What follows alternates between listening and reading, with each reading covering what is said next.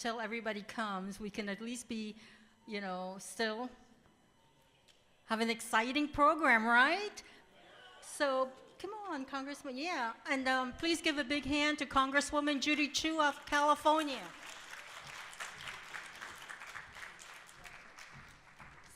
Sorry, I don't have an introduction.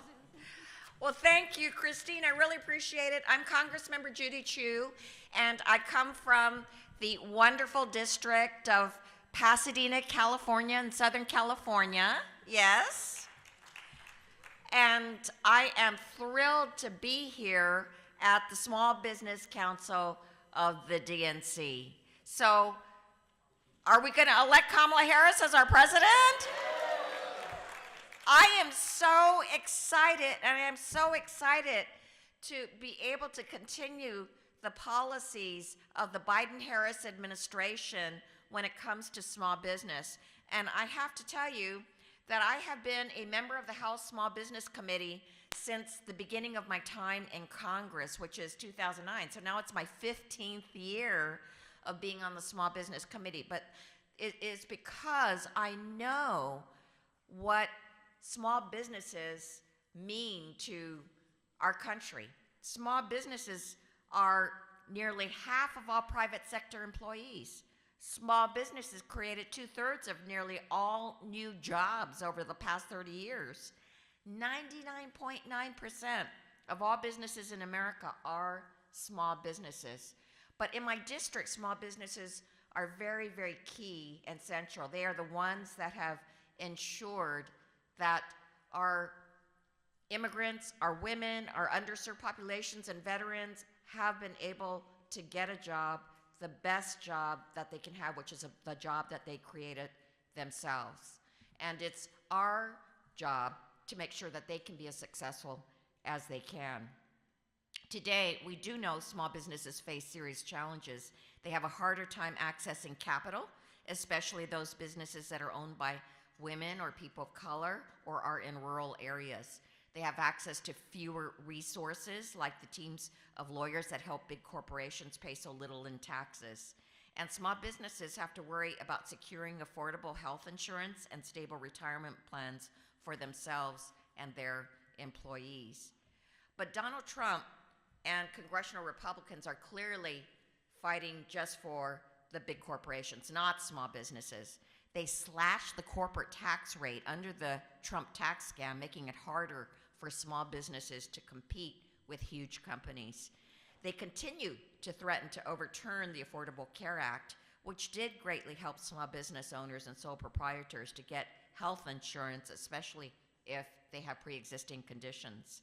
Congressional Republicans even proposed slashing the Small Business Administration, or SBA, and cutting the budget by 31%, which would decimate the resource centers and capital access programs that help the smallest businesses succeed. And indeed, I have seen programs like the Small Business Development Centers, the Women Business Centers, truly help the new business, the business that wants to expand, giving them the hands-on information and resources that they need.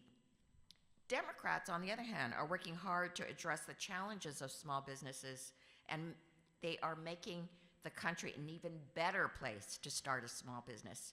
We fought for underserved businesses during the pandemic.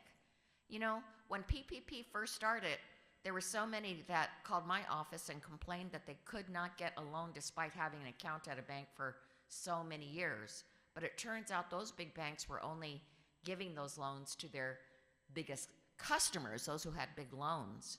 That's why we in the Small Business Committee decided to have a $60 billion set aside that would be administered just by community development finance agencies, CDCs, credit unions, and community banks, because they know the local small businesses of the area. And indeed, this was a very successful program.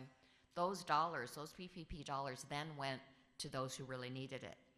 And there are programs like Community Advantage, which I have actually championed. Community Advantage is a pilot program, or was a pilot program for a long time, that helped the most underserved small businesses, because there are still small businesses out there that can't get a loan due to the fact that they may not have the credit history or the assets. And so Community Advantage gives them a chance by taking greater risks. So I sponsored legislation that would strengthen and codify this program, making it permanent so that there could be the access to capital given to the most underserved of businesses. I am so glad that actually the SBA administrator already implemented this permanency by rule, but I want to do it by statute so that we can make sure no future administration can overturn such a thing. And then, of course, I also want to strengthen the program. And we are making sure that we create a new corporate minimum tax, meaning that no longer will huge corporations pay nothing in corporate taxes. Yeah, that is not right when we know that all the small businesses out there have to do that. So we even have proof that these policies are working under the Biden-Harris administration. We've experienced a historic small business boom nationwide. The administration has overseen the first, second, and third strongest years for new business applications in history. And Black ownership rates are even growing at the fastest pace in 30 years. So I am really looking forward to a Harris-Walz administration. I know that they are committed to this record of success. It's up to us to put them in the White House and deliver Democratic majorities in the House and Senate so that small businesses can continue to thrive. Thank you so much for giving me the chance to speak to you today, and let's work together to make sure all small businesses thrive.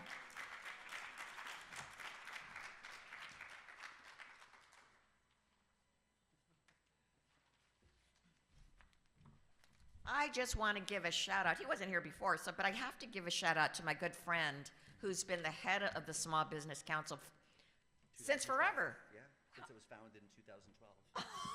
So it's 2 decades then. Yes. That Andrew Lackman has been the chair of the Small Business Council. Let's give him a great big hand. So thank you for everything that you do, Andrew. Thank you. I've known the Congresswoman since she was on the board running for Board of Equalization back when I used to be on the secretary for the Democratic Party of the San Fernando Valley. So we go back a long ways, and you have been so wonderful, especially with the small business issues. You've been on the Small Business Committee for a long time, and you know it doesn't always have the panache or the sexiness of the people who want to be on Ways and Means and many of these other committees, Foreign Affairs. But this is a place where it affects people's lives in so many different ways, and having someone with such dedication to small business as you've had is very much appreciated by us as Democrats, and an example for all of us. My name is Andrew Lackman. I am the chair of the Small Business Council. Used to be the Small Business Owners Council, but frankly, there are lots of people who play lots of roles in small business, and for so many of them, we're like family anyway. So it just made sense to get rid of the O and became a Small Business Council. We've been around since 2012 under then Chair Debbie Wasserman Schultz, and actually then also formerly Governor, then Senator Tim Kaine came up with the idea of reaching out small business more. And it's a big, it's an area in which, frankly, we've given too much space to the Republicans. They like to pretend that they care about big business, small business, but they really just care about big business. And I think what you'll see with us here is that you'll see over and over again that it's Democrats who have been making the difference to help small businesses across this country. And when it comes to our core issues, access to capital,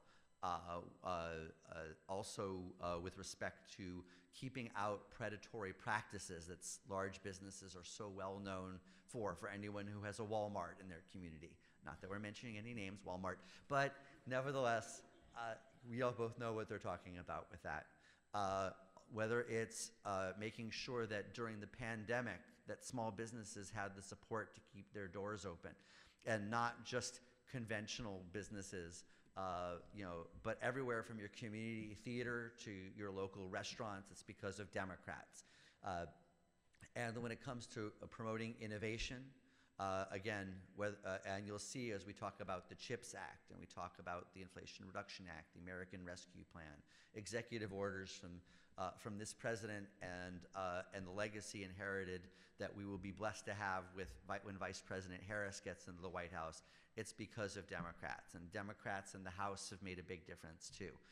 I'm going to very quickly, before we go into the next set of speakers, do a very quick introduction and acknowledgement of this amazing executive board that I work with and the state caucus chairs. So I mentioned in 2012, there were 2 and only 2 small business councils or caucuses that existed. California, I chaired that one, and Virginia. We now have 14. And it continues to, 15, you guys are official now, congratulations. So that's one of the ones we've been working on for a long time, so we're really very excited. But we have ones from Florida, South Carolina, North Carolina, Virginia, District of Columbia, New Jersey. In the Midwest, we've had one in Michigan that we're in the process of revitalizing. And then Arizona, California, Washington, and Oregon. And we've had ones at various times also in Wisconsin and Oregon, but this is a great chance for those of you who are Democratic activists who want to get involved. Small business needs that seat at the table. And we get, as we said, many of the Republicans, they talk a good game, but the action isn't there. But if we're there and we can talk with our partners in labor and the environmental community, we're more allies than people think. And when it comes to many of the immutable characteristic communities, those are the communities that power small business in this country. If you look at the growth under the Obama years, which are some of our best years for small growth, except for small business growth, except for, of course, under the Biden years, which blew that away, I would add. It's communities of color and businesses owned by women and owned by veterans that have really driven this boom.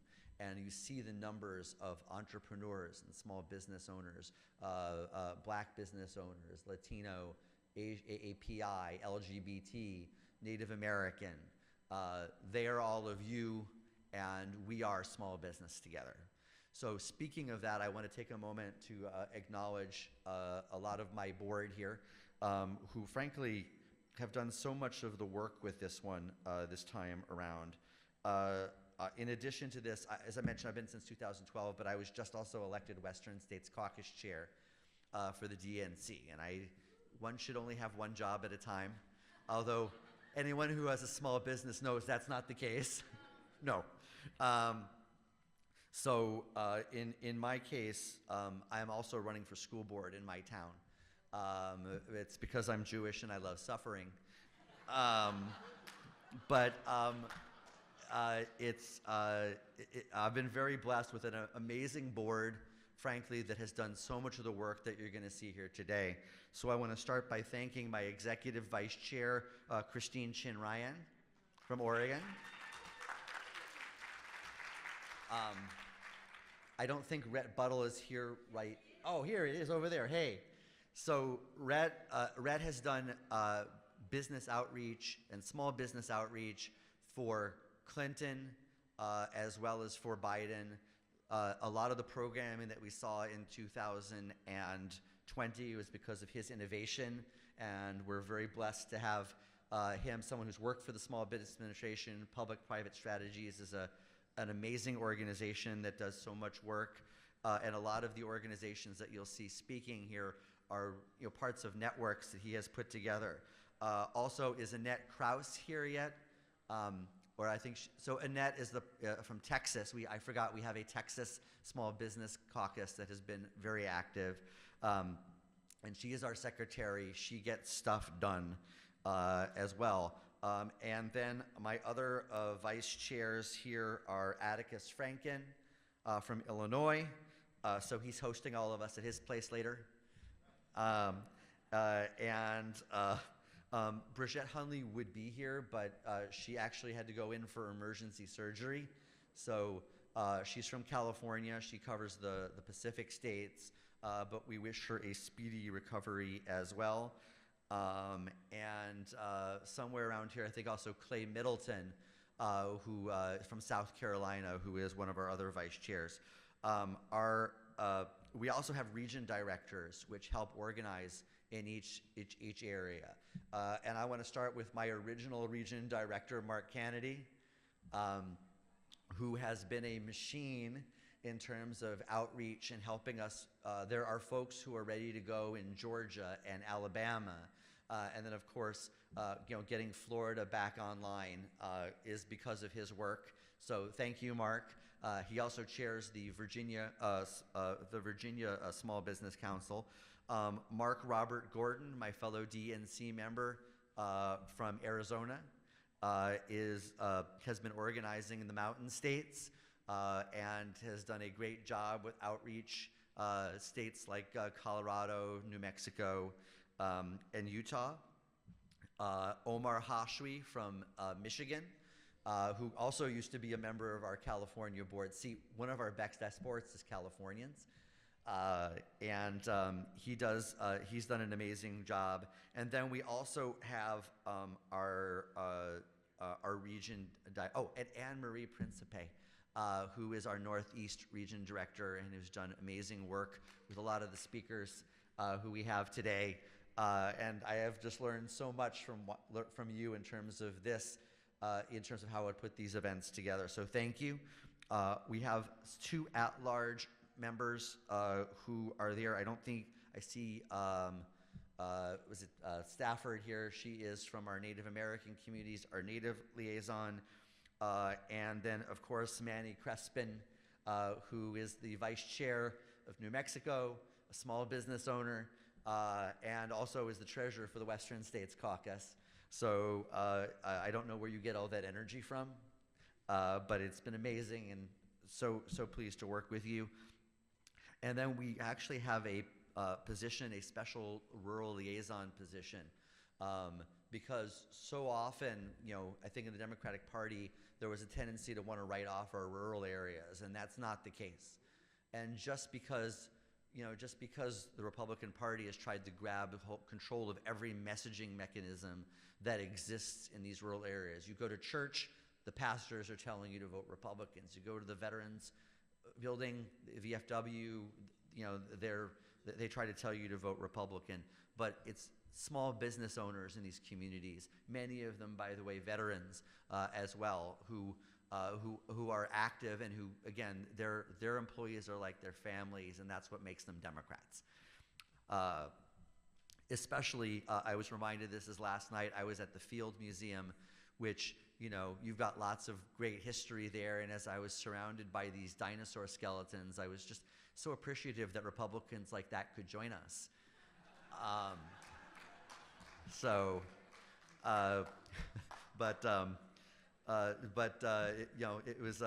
It was a great event as well. But Judith, who served with the Obama administration, and who has joined us and is also from Texas, Judith Canales, worked with the Department of Agriculture, and who you'll be able to hear speaking tomorrow as she introduces one of our speakers when we have Governor Beshear here tomorrow. So Wednesday, thank you. So Wednesday, yes. So you're going to show up here tomorrow, and you go, what is this? So I want to thank my executive board, because without their leadership and their work, this event would not have happened. And it's great that we can be back here in person. Many of you may have signed on to our virtual ones in Milwaukee, but this is going to be even better because we can be here together and remind ourselves what is at stake for our small businesses, what is at stake for our country if we don't elect Kamala Harris to the White House, and if we don't have Tim Walz as the vice president, and if we don't make sure that Democrats hold on to the Senate and take back the House. It's going to be very important. So I think we can move on. Who do we have next in terms of our speaker here? Because I know we're moving some things around. I guess Senator Hirono is here. So it's my pleasure to have Senator Hirono here. Oh, Annette, there you are. It's because of her and Omar that we have a website and we have a newsletter. So let's thank them for their work. I will just, Anne-Marie, do you want to introduce Senator Hirono? Okay, you got it. Let me just pull this up here so I have my introductions and everything.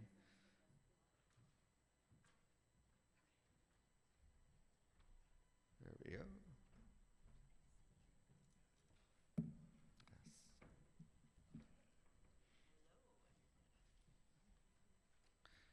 And I will say it's such a privilege to see you again. Coming from an immigrant family, it's a reminder of small business. Ted Lieu isn't here today, but he also, who I used to work for, used to tell me stories of growing up in his parents' gift shop and working there. And we remind ourselves, especially immigrant families that didn't have mentors to tell them, hey, this is how you do a business cycle. This is how you set aside your money. They, like many disadvantaged communities, have a much narrower margin for error. And so it was no different.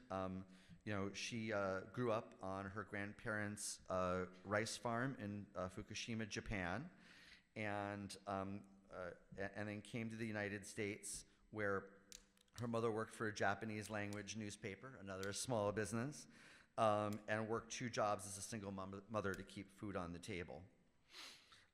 She spent time at the University of Hawaii and got involved with community service through that, including participation in the protest movement against the then Vietnam War. She went to law school and became an advocate. Went to Georgetown. That's the other school, I think, in D.C., right? I went to George Washington. I have to, yeah. My husband went to GW. Oh, I didn't realize you had a mixed marriage. Yes. Okay. And worked for the Attorney General's office. Then from there, was elected, ran for the Hawaii House of Representatives, heading up the Consumer Protection Committee, elected lieutenant governor in '94, ran for governor, and then was elected to Congress in 2006 in the U.S. Senate. And the most important thing, why we're so happy to have her here, is that she sits on the Small Business Committee. And we get the chance to hear about how important is the role of what they've been doing, whether it was PPP loans, and I don't want to take away too many talking points, but it's their leadership and what they have done that helped keep so many small businesses afloat. So it's my pleasure to welcome Senator Hirono. We're very honored to have you here, and Anne-Marie Principe will have a wonderful conversation and some great questions. Thank you. Testing, yes. Thank you, Andrew. Thank you. Senator Hirono, we're so happy to have you here, and you are a member of the Senate Small Business Committee. How do democratic policies help small businesses recover after the pandemic? First of all, aloha, everybody. It's great to see you guys. And I have what? I'm sorry? You take this one. Yes, that's better. Can everybody hear? Okay, aloha, everybody. It's great to see you. And when I came in, there are a lot of moving parts here, and I'm just really glad to be in this room with you folks. But when I plot myself down, who should be sitting near me but Congressman from Kentucky, McGarvey. Yes. Okay, let's give him a hand. He's here.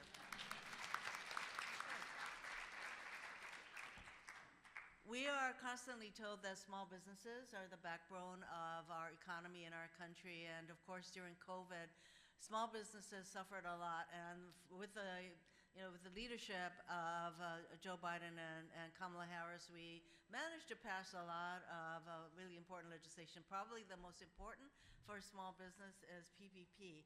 And for Hawaii small businesses, almost $4 billion in PPP came to our small businesses just to enable them to keep going.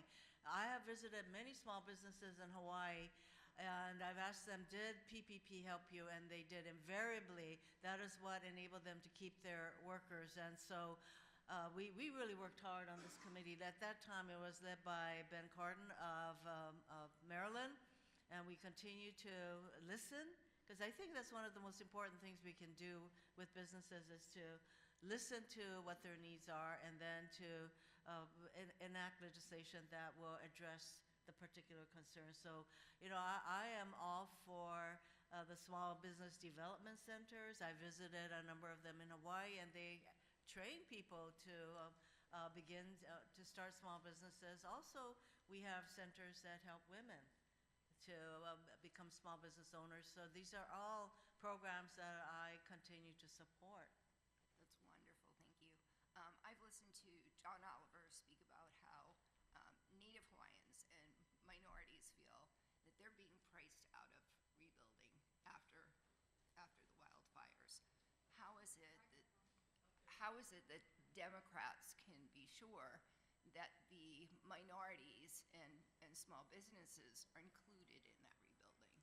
Oh, that's because it is the Democrats, frankly, who support programs that specifically target minority businesses, like the 8A. Some of you may be familiar with 8A and the Native Hawaiian and Alaska Native small business programs that we have. So this is a committee that makes sure that all of those programs continue to be funded.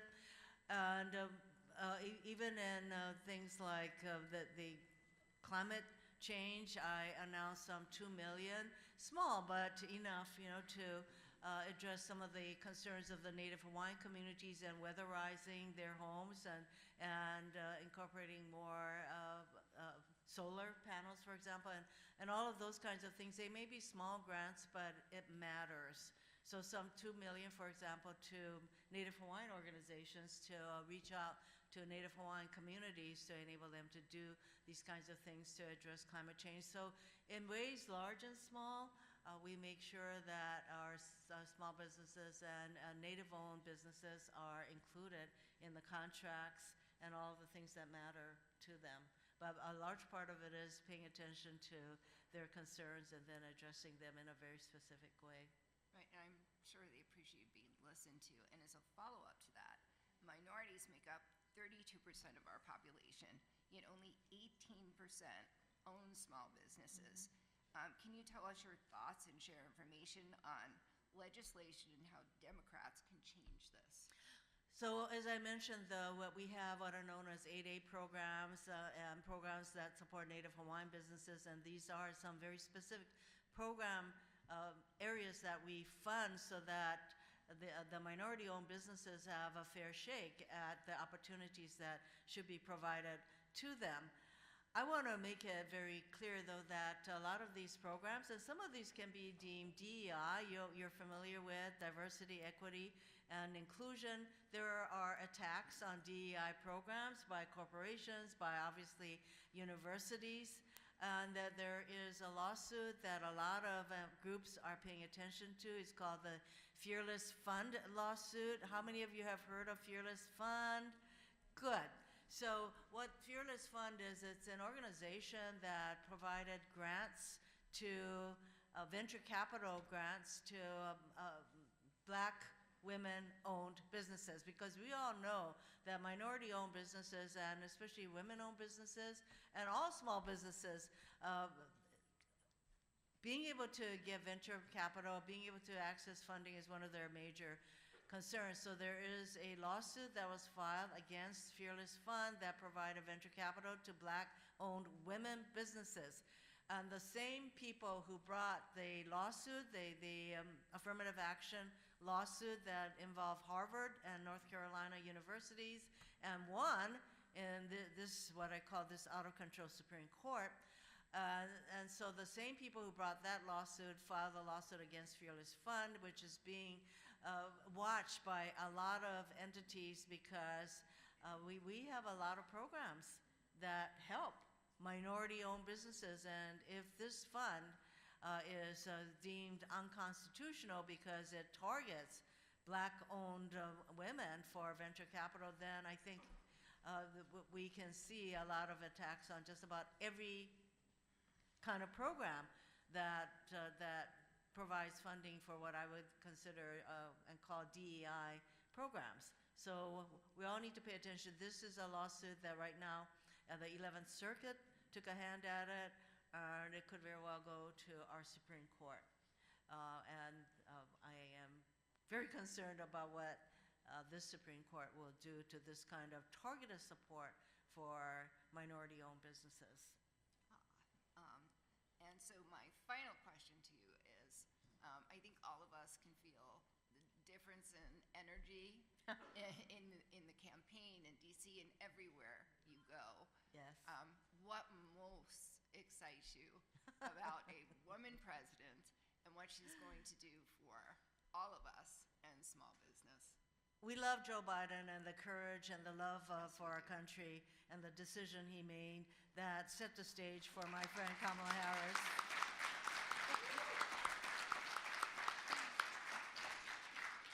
I consider Kamala a friend. She and I sat on the Judiciary Committee, which is probably one of the most argumentative. I don't know if any of you watch CNN. If you watched her ask Bill Barr questions and Kavanaugh questions that they can't answer, and I used to sit, well, the three of us, it was me, Cory Booker, and Kamala Harris, the three of us sat next to each other on that Judiciary Committee, and she called us the POCs. You know what that stands for?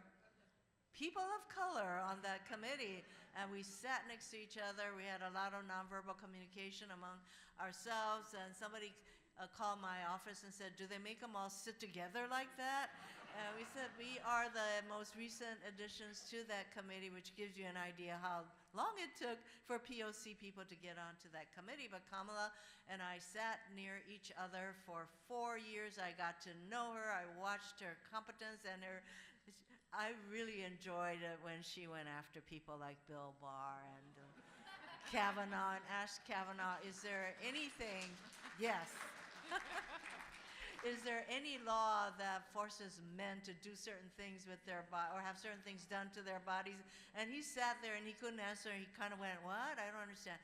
Yeah, and she moved on. But, you know, she made her point. So she brings a kind of commitment and energy that our country needs for freedom and democracy, and it's just so delightful, and I'm grateful to Joe Biden.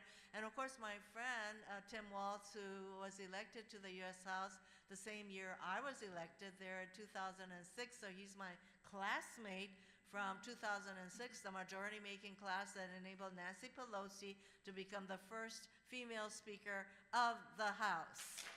Yes.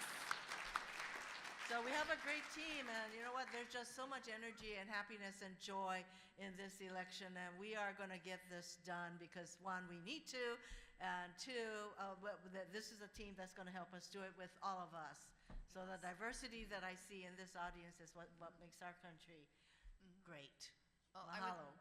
I would like to ask all of you to please thank the senator for coming here and joining us and Aloha. bringing her energy to the room, and thank you so much for coming. Mahalo.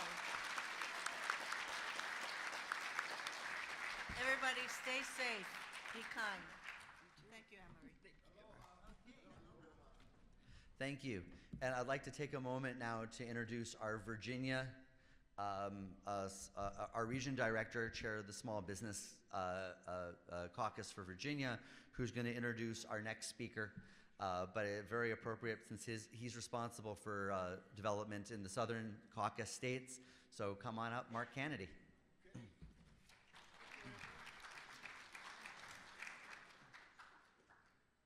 Thank you very much, sir. All right. Folks, y'all ready to turn Vice President Kamala Harris and Governor Tim Walz into the President and the Vice President of the United States? And let me hear you. This is what I'm talking about. I hate wearing these glasses. This print is so small. So I'm here to introduce Congressman Morgan Garvey, and he is the congressman who represents Kentucky's 3rd Congressional District. McGarvey serves on the House Small Business Committee. We need to talk, Congressman.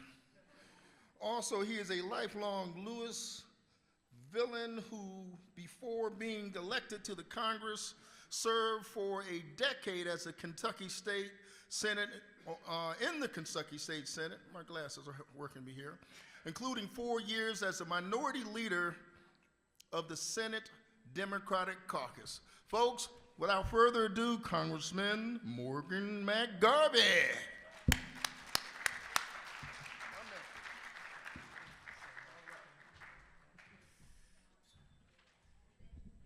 Good afternoon, everybody.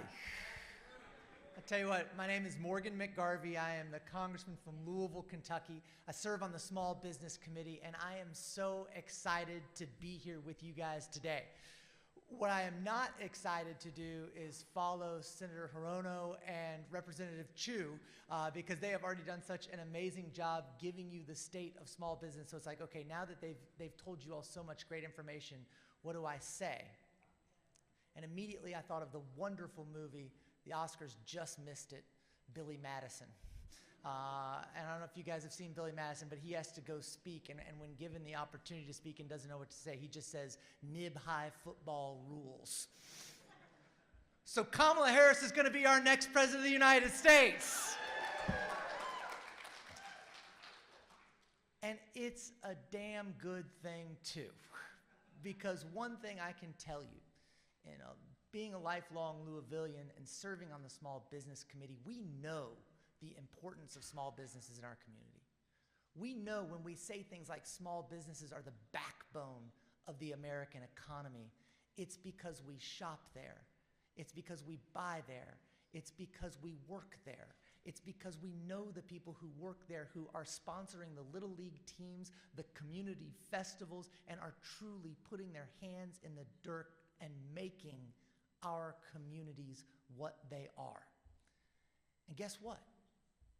They're doing it. But they can't just do it alone.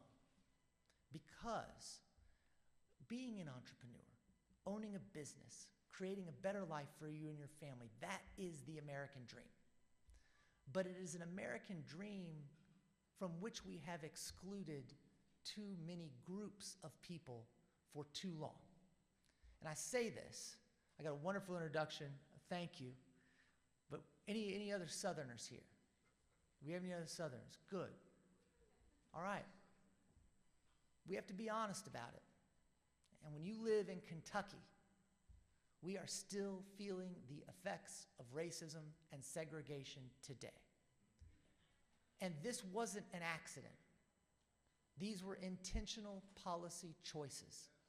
And only what policy has done can policy undo.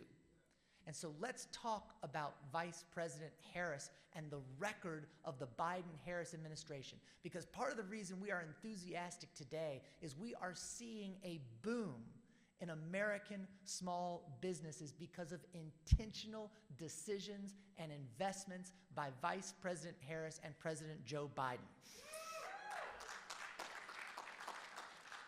We are making sure that minority-owned businesses are getting the much-needed access to capital that they need to create successful businesses. Whether it's Fleur de Tea in Louisville, Kentucky, or whether it is somewhere in your community, you know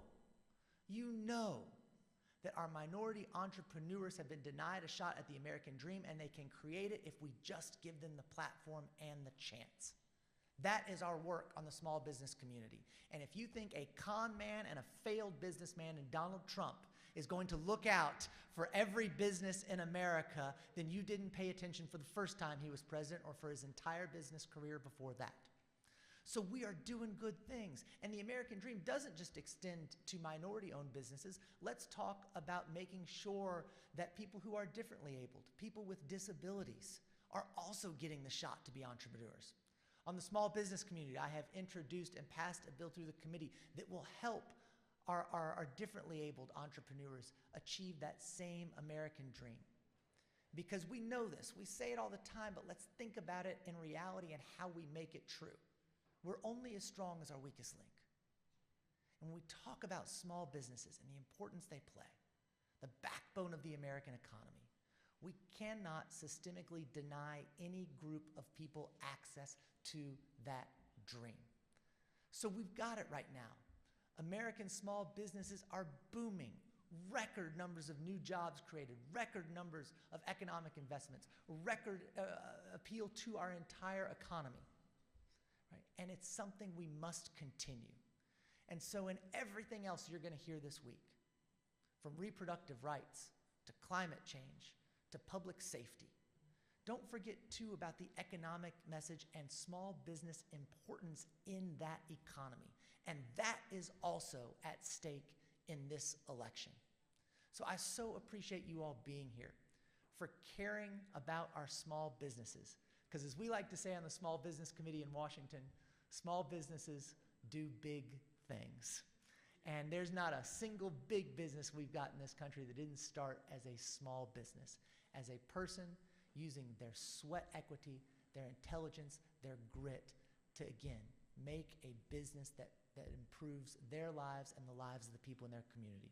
So let's keep up that trend. Let's elect Kamala Harris as President of the United States this November, and keep our small businesses and the American economy on the right track. Thank you all so much.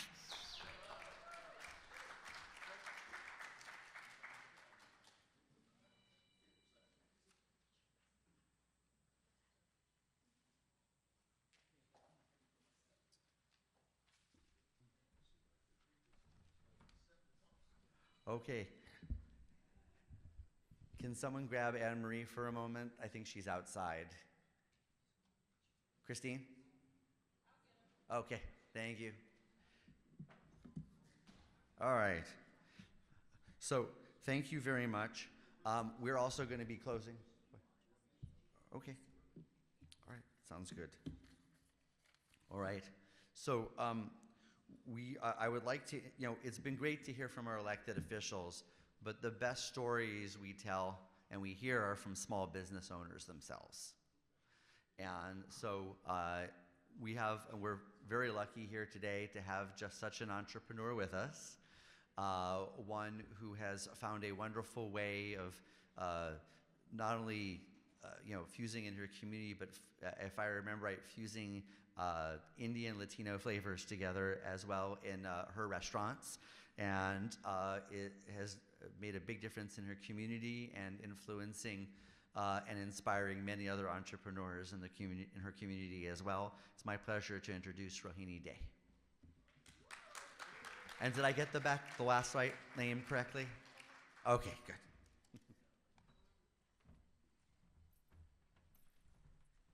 Hello, Chicago! And the DNC. Such a privilege to be here today. I stand here as a proud ambassador of women, of immigrants, of small business owners, of values. And when I say values, I'm not talking about misogynist bullshit. So, a little bit about me. Came to the US for a PhD, was hell-bent on saving the world, worked at the World Bank in DC, went entrepreneurial 20 years ago with a restaurant, before that McKinsey & Company. I am a strong advocate of all of us have multiple identities. None of us is a monolith, right? And there are so many things we stand for. So let me just break it down a little bit. I am actually your poster child as the antithesis of Project 2025. Number one, let's talk about, I really want us to change the narrative. I think there is so much to be optimistic about. We are doing wonderfully. The whole world envies the US. Our macroeconomic policy under the Biden-Harris administration has been phenomenal. With our fiscal policy, we've stimulated the economy, we've helped small businesses like mine, you heard about the PPP, but also we brought down inflation tremendously. We have restored full employment amazingly. We've brought up GDP growth phenomenally. The rest of the world envies us. There are other advanced economies like Japan, all of EU, all of Asia, Africa that don't touch us when it comes to this success. So why are we on the defensive? We should be parading what we do from the rooftops and celebrating it wildly, including our monetary policy, which has brought down inflation significantly after we were teetering on the edge on the precipice after COVID, where the whole world was. So that is my macroeconomist hat from the World Bank. I also happen to know that trade can be very good for us, and I know that a tariff is not a tax on consumers. It is a tax on consumers, it's not a tax on countries. So we cannot have ignorant, mispackaged agencies or personas running our policy. Coming back to small business. After the World Bank and McKinsey, I launched Vermilion, my restaurant, 21 years ago. 4 years ago, I launched a group called Let's Talk Women. This is the thick of the pandemic, when we were all at crisis, that we were almost on the verge of bankruptcy. I started it with 20 women owners in Chicago, collaborating to boost our women-owned businesses together, and I have now grown it to 15 cities and 900 of us. Isn't that effing amazing? So that is Let's Talk Women, solely small businesses, solely focused on boosting businesses all year round, beyond pretty parties and panels, because those are lovely, but they don't change the dynamic. The third aspect I want to talk about is as a woman. I think this is very important to all of our small business owners. I mean, we are 40% of small businesses. We happen to be only 7% of the revenue, which is a travesty. That needs to change.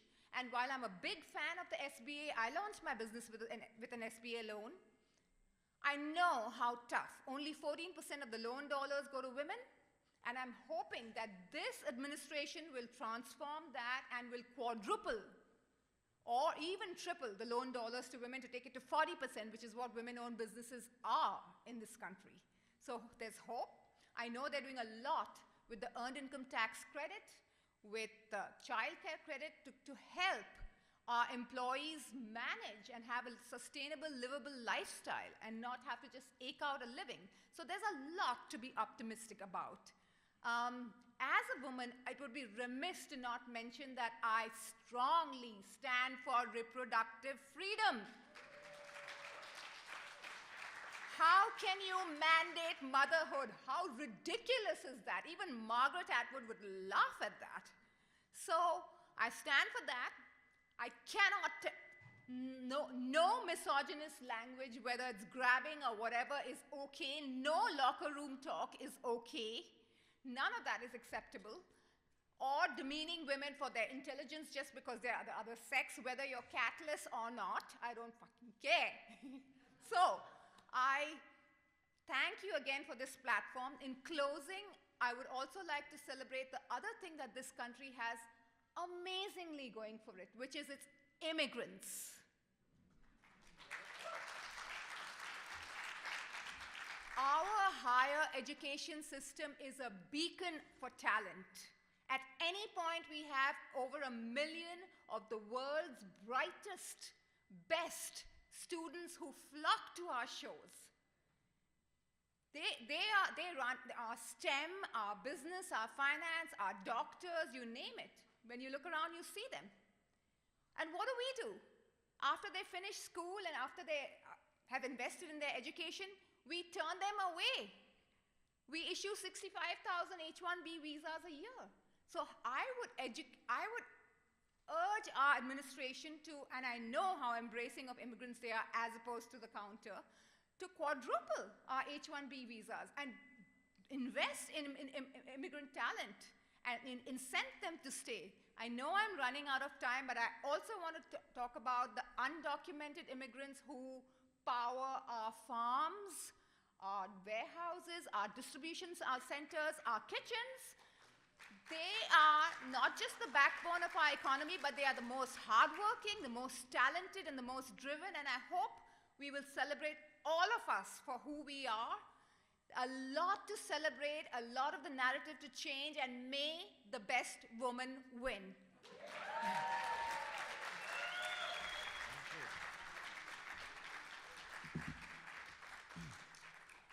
Couldn't have said it better myself. And I would also add, just to back up these wonderful points here that were made, and thank you very much for addressing us today, is, you know, people want to pretend that reproductive choice is not a small business issue. It is when you can't watch out for your employees. It is when your employees can't get the health care they need, you know, and don't have the ability to make the choices in their own lives. So it, damn straight, reproductive choice is a small business issue for all of us. So I'm going to move along to our panel. We're very excited to have here. First of all, our wonderful moderator, who you've already seen so far, Christine Chin Ryan from Oregon, herself a small business owner. Our panel includes David Namkung, who is founder and managing partner of Clarity Partners and co-founder at Kinsey and partner at Kinsey Capital. Charity Dean, who is the president and CEO of the Michigan Black Business Alliance. George Hornado, Hornado Business Strategies. And someone who I've seen around the DNC for a very long time. Claire, another one of my fellow DNC members from the great state of Arizona, where we're going to continue to have 2 Democratic senators. Clara Pratt, who is the principal and founder of Strongbow Strategies. And finally, our vice chair and my friend Rhett Buttle, who's the president of Private Public Strategies. Thank you. Thank you, Andrew. And thank you all for your patience as we juggle things around. I am Christine Chen Ryan, and it's great to be here in Chicago. Last time I was here was 2 years ago, right? Yeah. My name is Christine Chen Ryan. I'm the Executive Vice Chair of the DNC Small Business Council. I'm also a small business owner for over 35 years. I'm president of Synergy Consulting, Inc. in Oregon. A previous DNC delegate from Oregon twice. Board Vice Chair of the Filipino American Chamber of Commerce of Oregon. And I hold numerous positions in advocacy and activism in Oregon. The next portion of our meeting, this is a panel discussion about the importance of minority-owned businesses, how they have benefited from the Biden-Harris administration, and how, as a minority-owned business, we can be helpful in this election. David Namkung, he's the founder, managing partner, Clarity Partners, co-founder and partner at Kinsey Capital Partners. David was featured by Chicago United in their Business Leaders of Color publication and was awarded the inaugural President's Award in 2022. He's also a 2024 Illinois at-large Democratic delegate. Charity R. Dean, President and CEO of Michigan Black Business Alliance. The Michigan Black Business Alliance serves as the Black Chamber of Commerce, serving Black businesses in Wayne, Oakland, and Macomb County, Michigan. Before launching this regional Chamber of Commerce for Black businesses, Dean serves as the Director of Civil Rights, Inclusion, and Opportunity for the City of Detroit. George Hornio, and I've known him too. I don't know. President of Hornio Strategies. His company specializes in government advertising, political strategy, and athlete advocacy. George started his career as a political appointee in the Obama administration, where he served as a communication aide at the U.S. Department of Justice under Attorneys General Eric Holder and Loretta Lynch. Clara Pratt is the principal and founder of Strongboat Strategies, LLC, in 2013, a government services firm, and joined the Navajo Power Leadership Team in 2018 to implement new energy development models on the Navajo Nation. Her past experience includes serving as the Tribal Engagements Director for the Biden-Harris campaign and transition, Navajo Nation Chief of Staff, and the Navajo Nation Executive Director of the Washington, D.C. office, and many more. Finally, my fellow Vice Chair of the DNC Small Business Council, Red Buttle. He's President of Private-Public Partnerships. Red is an entrepreneur advocate and one of the most trusted leaders at the intersection of business and policy in Washington, D.C. He has worked for President Biden, Vice President Harris, President Barack Obama, Secretary Hillary Clinton, and Governor Arnold Schwarzenegger in government and campaign roles. Okay, our first question is, Republicans have branded themselves as the party of business. I personally think that is a false narrative. Why are you here as a small business owner supporting the Democratic Party? Speakers, you have 2 minutes to answer the question, and we'll go ahead and start with Red, right here.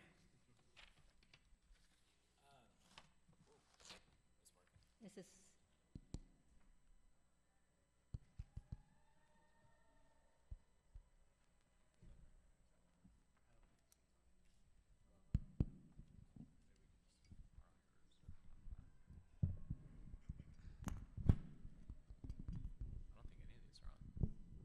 Maybe while we're working on the other mics, I'll just start quickly.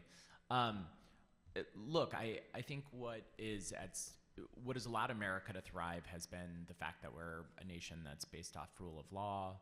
We have clear rules and signals.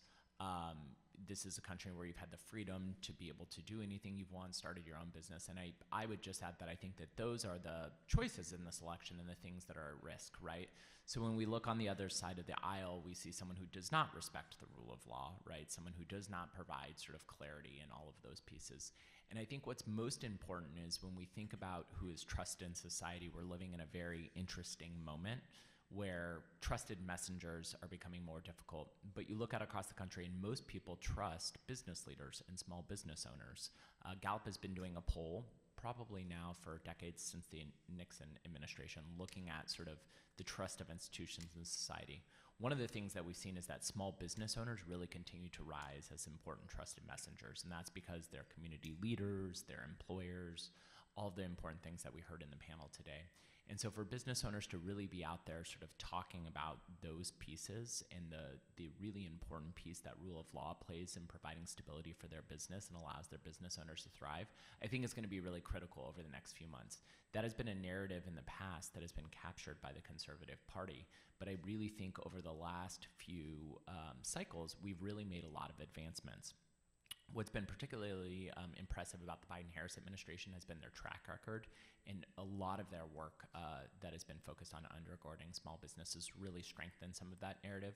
And in particular, the vice president, as many of you know and have experienced, is a stalwart for small businesses. Almost every time she travels somewhere, she stops in a local business to hear from a small business owner. She's hosted thousands of small business owners at her residence, hearing from them, really sort of emphasizing the important role small businesses play. And so I think over the last few, I would say probably 3 or 4 cycles, we've done a really great job of sort of bringing small businesses into the fold. And there's so much more opportunity to do so. And I think through that work and working with people like you in the audience today, I think we can continue to sort of really show that that narrative is really important. David, go ahead. I don't think it's, no. Yeah, we're going to share this.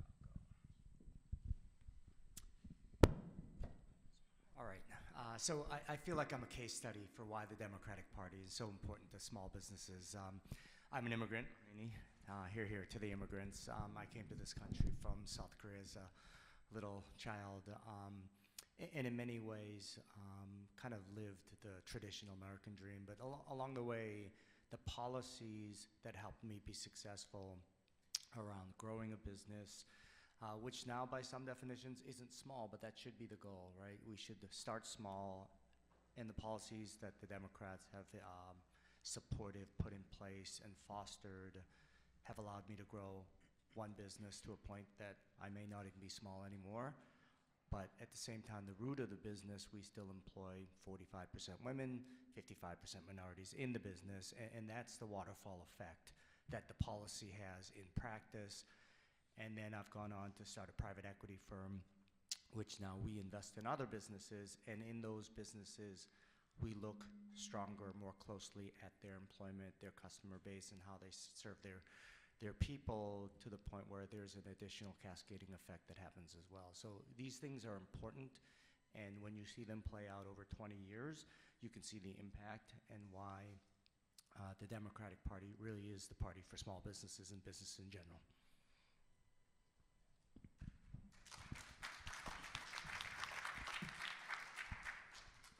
So when COVID hit in the city of Detroit, my responsibility as the then Director of Civil Rights was to lead the small business response. And it was during that time that I recognized really entrepreneurship, specifically Black entrepreneurship, as a pathway of resistance. A lot of times it's a workforce pathway, but it's also an opportunity to help close the racial wealth gap that we have in our country and in our state. And so as the leader of a Black business organization, but also I run a Black business myself, I own a coffee shop in my neighborhood, I can look to the policies of the last 4 years and see direct impact, not just for myself, but also for our members. We've got about 1,500 members across the state of Michigan, Black businesses that have been able to take advantage of whether it's PPP or the Restaurant Revitalization Fund or ARPA dollars that went specifically to small business support hubs to make sure that businesses were able to get technical assistance that they need. And so I look at the alternative, and it is bleak. There is a lot at risk. Just in the last 4 years alone, the SBA has doubled their business loans to Black businesses. And again, that is the intentional policies that have made a difference that can help close the racial wealth gap. So that's my why.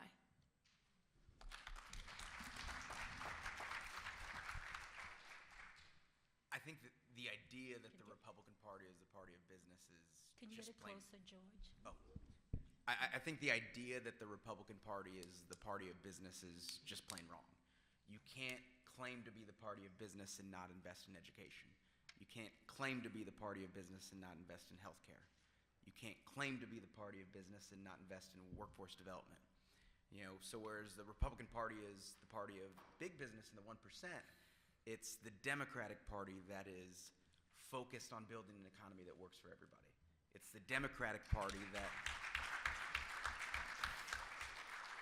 it's the Democratic Party that's focused on pushing and prioritizing policies that bring a level playing field.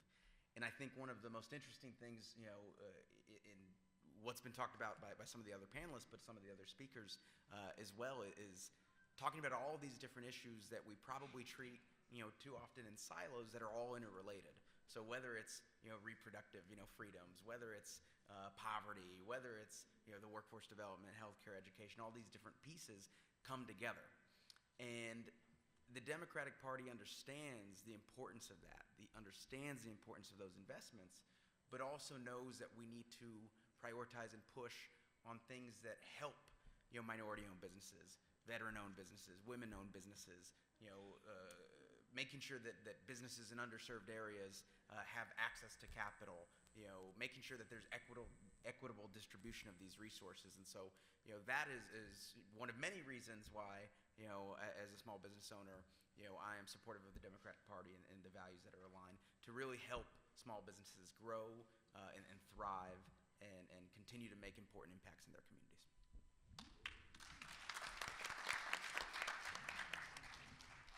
Hello, amazing small business interested parties. Hi, my name is Claire Pratt. Yeah, I think just to echo a lot of what folks have said up here, you know, despite what the other side might tell you, the words diversity, equity, and inclusion are not dirty words, right?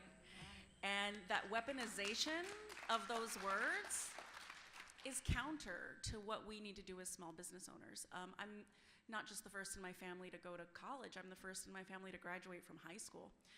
And I started my company in 2013, and we quickly grew from employee number 1 to employee 100 plus just a few weeks ago. And that diversity, equity, and inclusion allows me to be a better hiring person. I can meet employees where they're at. I've got employees all over the reservation that have Starlink, because if we don't know where the diverse communities are in this country, how are we going to meet them where they're at? How are we going to employ them? How are we going to service rural communities? And under this administration, that is exactly what the SBA and other agencies have done. So we're meeting diverse entrepreneurs. It's not about just how does business work for a few, it's how does business work for everybody, all of us. How do we all have a seat at the table and leave that ladder down so that more of us can have a seat at the table? And that's what Democrats are doing, delivering for our small businesses every day. And I have to laugh because we had a staff meeting not too long ago, and I said, oh, we've got people in the middle of nowhere. They've got Starlink. They can come in. I don't know about Starlink being a dirty word or not, but it works. And they can call in and we can have a Zoom meeting, and they're able to do business and work and provide for their families and have a career path. And by the way, there's chickens and goats walking out behind them, and they're able to do that. They wouldn't be able to do that if we were not making space available for all of our community members. And that's what diversity brings to the table. And I once heard a great quote, said, how can you exclude 90% of the people and say you're servicing the small business community? Because that's what the other side wants to do. And we have to fight like heck to make sure lending opportunities are there for our people, that we make sure that our Black, our brown, our Asian, our Native businesses, our women-owned businesses, we have seen increased numbers of those folks opening their doors despite a worldwide pandemic. Imagine what we're going to do over the next 4 years with our new president and vice president in place, God willing, and all your help, right? So I think that's what it means when we talk about let's reclaim diversity, equity, and inclusion. Those are not bad words. Those are words that are going to make us more powerful together as business owners. Thank you. Thank you, Clara. The second question is, how have you benefited from policies by Democrats and the Biden-Harris administration? We'll start with David.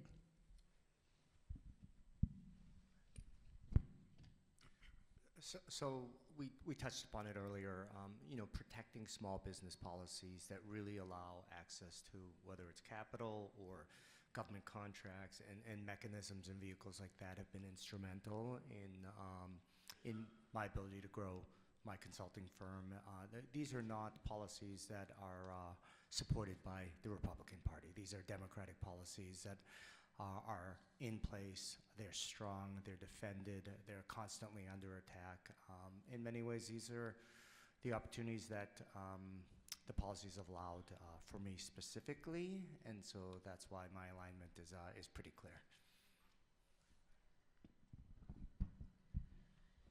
Yeah, I would say, and I kind of mentioned this before, from the Michigan Black Business Alliance through a lot of the ARPA funding that got to our state, where it was able to go directly to small businesses, not only for being able to provide business assistance, so our organization provides legal, accounting, anything a small business needs, but also to fund our programs that help connect our members to capital. So that's one of the ways I think as the Michigan Black Business Alliance we've experienced it. But then Rosa is the name of my coffee shop in Detroit, and we're in the process of getting an SBA loan right now. And again, it's a direct result of really intentionality at the highest level of government. Nice.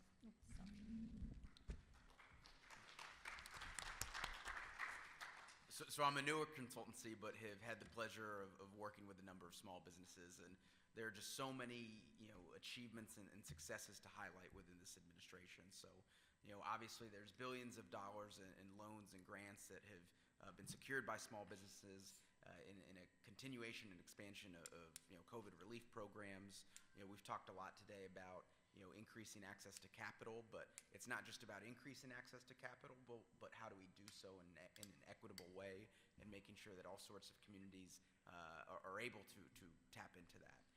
We look at a lot of the federal funding from all these programs, like the Bipartisan Infrastructure Law, Inflation Reduction Act, and the opportunities that unlocks. So thinking about the 375 funding programs out of the Infrastructure Law and the 135 funding programs out of the Inflation Reduction Act, as a lot of this money flows to communities across the country, that creates opportunities where small businesses can contract with any given entity, and there's work there. So that's a downstream effect that has a lot of positive impact.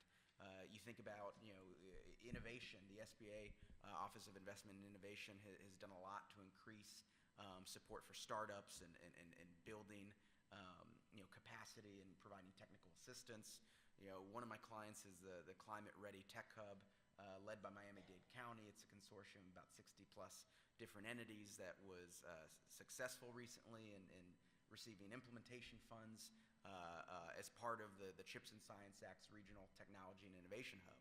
And before they got the implementation hub, they got the designation. And as part of the designation, it comes with it a lot of different opportunities of support to get from the administration and all sorts of different agencies. And a lot of that is actually with the SBA as well. And so, having a lot of that connective tissue between the consortium and the SBA has really, thrown a lot of gas into the great work that's being done there in South Florida. And so those are just a few examples that I've been able to touch and see firsthand, and knowing that it's exponential, in this room from all the experiences that folks are able to speak to. So there's a lot to be proud of. Thank you. Yes, all of those things co-sign. And I'm actually an 8A government certified contractor, and I can tell you the difference in the last 4 years has been amazing. First of all, there's investment into upgrading and modernizing the IT infrastructure of the Small Business Administration. So if anybody's ever had to go and fill out a government form and look at something that was built in who knows when, but it looks like 1996, and you almost expect like a little gif of a guy with a little, hammer. But Democrats have invested in upgrading those systems to make it easier for companies like mine to go in and fill out these forms and even submit documentation on these little guys right here. That's been a game changer. So in terms of just accessing that, and then on the bigger picture, something that Rhett has been involved in, and maybe he'll speak to a little bit, is just increasing that voice at the White House level. I've seen several roundtables of small business owners sitting in the highest levels of government in these rooms having conversation with leaders. And when I look at those pictures, they're people that look like us. Just normal folks, It's not Wall Street folks, it's us, and that's really cool. Thanks, Claire. Yeah, I'll just pick that up, that it's been, pretty remarkable to watch this administration decide who gets to come into the White House and who doesn't. We've been thrilled to be able to partner with them to bring in, I think it's now over 6 groups of hundreds of small business owners to just add their voice. Part of it's just get information about what's going on, but also making sure that small business owners' voices are represented at all levels of government. I do just want to take a moment and celebrate. I don't know, most of you are probably not geeks like me, but just recently the White House released data that over 19 new small businesses have been started in this country. And so as many of you know, the data gets tracked about small business starts. And so that is an impressive, I think, testament to the sort of policy that's being put forth. In addition to the good work that Claire's been talking about that's happening at the SBA, there's positive small business work going on all across the government. So we've seen investments from the U.S. Department of Agriculture, so much funding flowing down, for example, from the Inflation Reduction Act, really providing funds for businesses who want to get involved in new clean energy efforts. And one of the biggest things that I think is really important that shouldn't be understated is the bipartisan infrastructure law, which is a huge accomplishment. It was done bipartisanly. I think we heard, the other side of the aisle talk about an infrastructure week, an infrastructure package for 4 years, but this administration finally delivered an infrastructure package that will be putting funding out for decades. But a large piece of that was it actually codified an agency inside the Department of Commerce called the Minority Business Development Agency, which is really focused on helping minority businesses scale and grow. And those sorts of investments that are targeted and are intentional are really important to economic vitality in our country. And so in addition to obviously all of the things that we've heard, we have the policy credentials, the funding, and the contracting opportunities that we're seeing at the agency level, which doesn't feel very sexy when you go on TV and talk about it or all of those things, but those are the things that change people's lives. They allow new people to start new businesses, they allow businesses to expand, and we know that businesses are more likely to hire in their communities, right, and put more money in the pocket of consumers, and all of that is really what's driving, I think, the economic recovery that we've seen from the pandemic. Thank you. Now, I'm right next to you, but I heard only 19, but you meant 19 million. Million. Thank you, Red. Okay. I think we're gonna hit 20. I think we're gonna hit 20 too. So. Million. Thank you. Next question. What do our party leaders need to do to attract more businesses, business supporters? We'll start with Charity. I think one of the critical things is to really have a fresh look at entrepreneurship.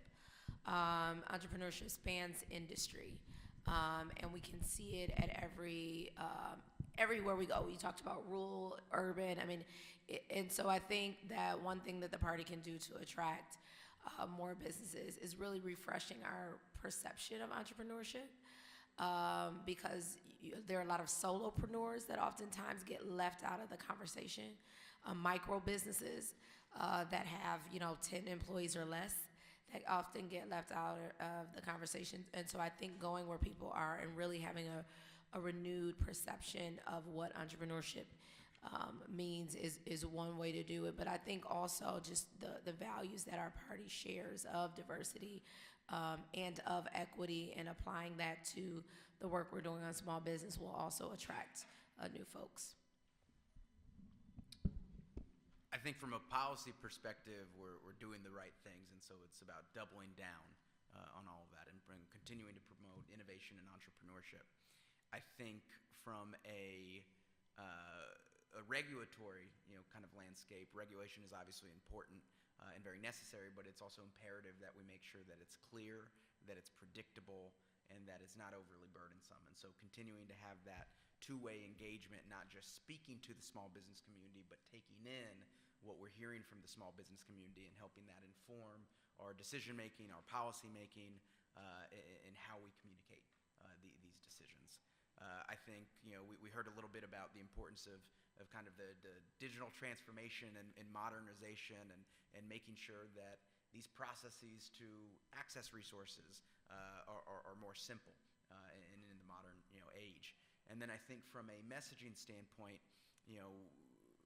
Rhett did a really great job of this, of not just talking about the high-level numbers and great things to accomplish of 19 million, this and that, but how do we couple that and make it really tangible by talking about a specific small business in a community and really putting a face to these sorts of accomplishments. And so that's something that I think there's a lot of benefit in, and Governor Beshear's re-elect was a great example of, he wasn't talking infrastructure, he was talking about the Brent Spence Bridge project and the federal funding for that. And so being able to take that kind of localizing lens to everything, I think is beneficial. And then just generally making sure that we continue to drive home the point that we are the party of Main Street, and that we are the ones that care about each and every person here and their communities, and the work that we're doing is not top down, but that it's middle out. And so I think those are kind of the points that I think about. I think a lot of people divorce their political identity from their business identity in a lot of ways, and they do that maybe as a form of self-preservation, because they're worried about making their political ideology too out there. Is it going to hurt my business? Same reason a lot of entertainers don't want to come out and say something vocally, right? But you would be surprised how many people are thinking exactly the way you're thinking. And so I think as a Small Business Council, one of the things that we can do is make it about the policy, the policy, the policy.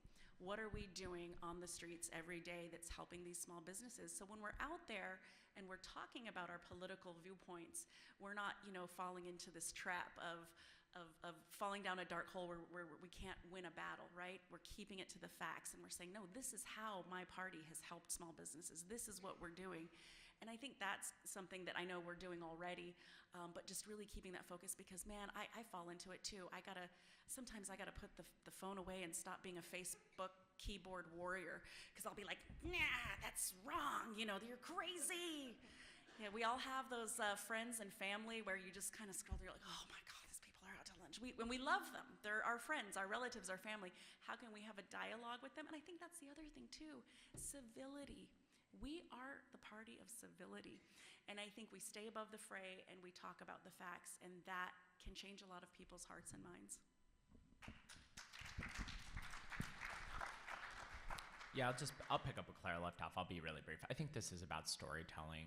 For those of you who are business owners in the audience, tell your story, in a super non-political way. Talk to your employees where you feel comfortable. Talk to your communities. If you are willing to speak out, write an op-ed or letter to the editor for your local paper. Talk, it doesn't have to be political. It can just be about how a certain policy has helped your life or helped your business, more importantly. Those are the things that really move people, change hearts and minds, and I think that's the sort of connection that we need right now to be able to really communicate both about policy and the sort of future that we want for our country. Yeah, so I'll kind of connect some dots here, I think. My view would be we have to vertically integrate the message as well as business. People who are small business owners don't exist because of other small businesses. They exist because there's a waterfall effect from big businesses. Every company out there wants a big business as a customer, not a whole bunch of small businesses as customers. Every big business out there needs to look at diversifying their supplier base. They need to look at employees. So vertically connecting the message. It is not about big versus small versus big. One is better than the other. They all have to exist together. We have to integrate them. We have to integrate the message. And if our policies support that integration with a little bit of carrot and a little bit of stick, we'll have amazing outcomes. If we continue to put one against the other, we will have terrible outcomes.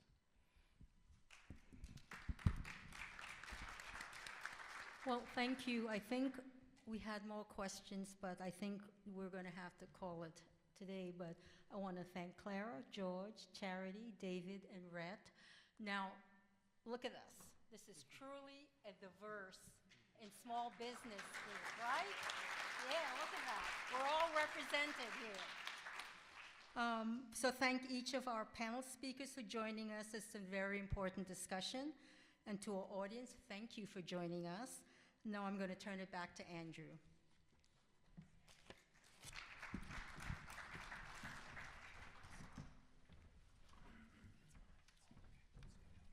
First of all, let's thank Christine. Christine was the core part that made this day a success. So let's thank her and thank this amazing panel. And how wonderful it is that we can have speakers that look like every corner of America. So, thank you. You've heard today, I think, from several speakers and many different viewpoints, what it is and why Democrats are speaking up for small businesses, particularly those that come women-owned, disadvantaged businesses. We've heard today how Senate Democrats have been there advocating and making sure that we have programs that stand up for these businesses. How the House, we heard from Representative McGarvey about how the House Small Business Committee, particularly the Democrats there, have been fighting to make sure that equity becomes a part of what they do and what our policies are to make sure that we create more opportunity, not only for Americans going forward, but also to rectify some of the wrongs of the past. We heard today from a small business owner who talked about the differences, that democratic policies can make to help small business owners. And then this amazing panel talking about the policies that came out of the White House. We've had one of the most pro small business presidents and vice presidents I have ever seen. This is my 9th convention. We first started doing these programs back in 2012, but I have never seen so much focused policy and events out there as what we have seen from this White House. So we have so much at stake. We have a person running, we have a presidential candidate on the other side who talks about small business as long as it's his big business that he's trying to grow. We have so much at stake, and this is an opportunity for all of us to talk about what all of you can do. And for those of you who will not hear the same presentation on Wednesday, we have someone here from the campaign who can talk about what the campaign is doing. I would also like to urge many of you who maybe if you are in a state where there is a small business caucus and council, we need you to join. If you live in a state where you don't have one, talk to one of our region directors here. They can work with you to make sure and help you build one working with your Democratic Party. Our voice needs to be there at the table. We need to reach out to small businesses. And as I'm going to, now that I've done selling what the DNC Small Business Council itself can do, I would like to welcome Richard Garcia, who is our small business mobilization lead, to talk about what the campaign is doing and what you all can do to help elect Democrats and make sure we hold on to the White House, we expand the Senate, and take back the House. So, welcome.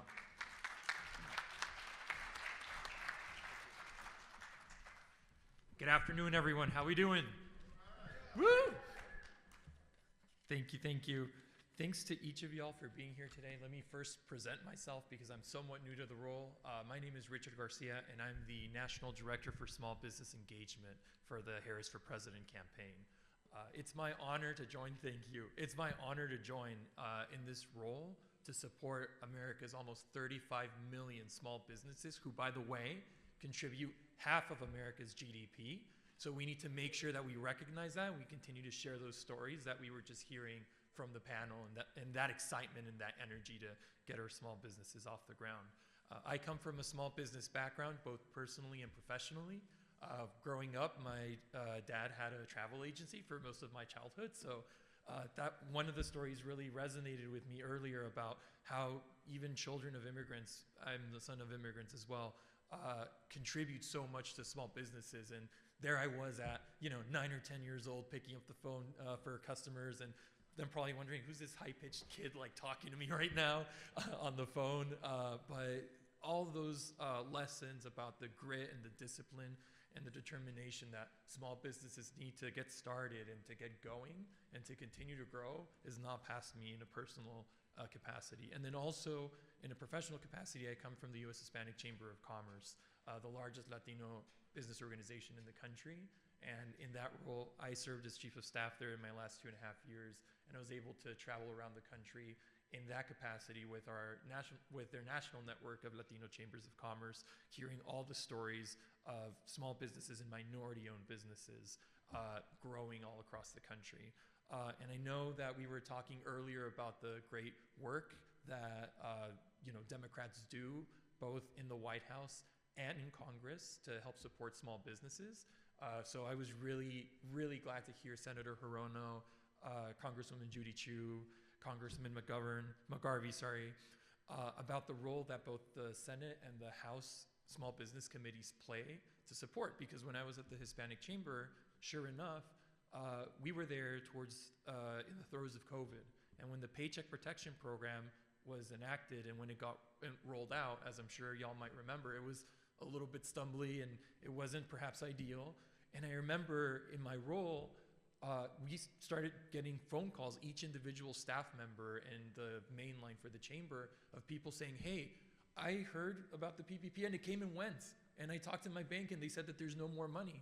And I was left out. And then we approached with a national coalition, with the National LGBT Chamber, with the US Black Chamber, with the National ACE, the National Asian Chamber, and others. We sent coalition letters signed by both the national chambers and regional and local chambers, a letter to both the House and the Senate Small Business Committees to raise the voice of small businesses and minority-owned small businesses to make sure that they don't get left behind. And as a result of that, thanks to the leadership of the members of Congress that were here, and of course, Ranking Member, at the time, Chair Nydia Velázquez, and on the Senate side at the time, Chair Senator Ben Cardin, we were able to carve out millions of dollars in Paycheck Protection Program funds for community development financial institutions and minority-serving institutions to make sure that they got access to the fair and equitable access to the resources that they needed and they deserved at the time. And so that's why I'm so excited to be here today in my new role as Small Business Engagement Director at the national level. So thank you so much, Andrew, in your capacity as chair of the DNC Small Business Council. Of course, thank you to the Executive Vice Chair, Christina Chin Ryan, right there. Thank you so much for standing up that excellent panel as well. I know it's no small feat. And so what I'm here to say is the Vice President understands the important role that small businesses play in the country. Someone mentioned it earlier, how in every single campaign stop, the Vice President and now Governor Walz as well will make a point to stop at small businesses across the country and hear their stories about what they need, because they know that it's the backbone of the country. A few weeks ago, I was on the Business Leaders for Harris call. We've already had a couple of virtual and physical events throughout the country to support the cause. And I think they put it really well. Kamala Harris is the pro-business candidate in this election. And here you heard it as well. Democrats up and down the ticket are the pro-business candidates, because when you take care of people, you take care of businesses. And when you take care of businesses, you get to see economic growth in communities across the country of all backgrounds, of diverse backgrounds. And so as we move forward, we need a president with economic policies that prioritize that growth, that prioritize rule of law, it was mentioned, that prioritize national security, access to international market, our position as leaders on the global stage. And we need to continue to take care of our businesses in that form. So through the record investments, whether it's through the American Rescue Plan and the bipartisan infrastructure law that I know we were talking about earlier, we've been able to, thankfully, as Brett was mentioning earlier, more than 19 million small businesses announced last week. That is exciting news. And I also think that we'll probably reach 20 pretty soon, 20 million new small businesses, thanks to the strongest economic recovery that the U.S. has had in the developed world. So what am I here to say now? We need each and every single one of your voices on the campaign. We need to uplift those stories, and we need to have real voices by real people with real businesses stand up and say, Kamala Harris is the pro-business candidate in this election. And thanks to the policies that Democrats in the House and the Senate have been able to push, and also at the state level, to be sure. There's many stories of success in whether it's Minnesota or Nevada or states across the country supporting their small businesses at the state level as well. We need to get out the vote, and we need to tell our story, because in the words of Governor Walz, now on the campaign trail as well, I know that I may be preaching to the choir, but the choir really does need to sing. And so I'll be here to stick around afterwards in case anybody wants to talk about how to get involved. We're going to stand up a lot of in-person and virtual events. We need to go out to every state in the country, and specifically, of course, our battleground states. And if we can partner and be an equal partner to each of you as we visit communities across the country and uplift the voices that we need to do, it would be our pleasure to work with y'all in that capacity. So with that, thank you so much, and thank you for supporting small businesses.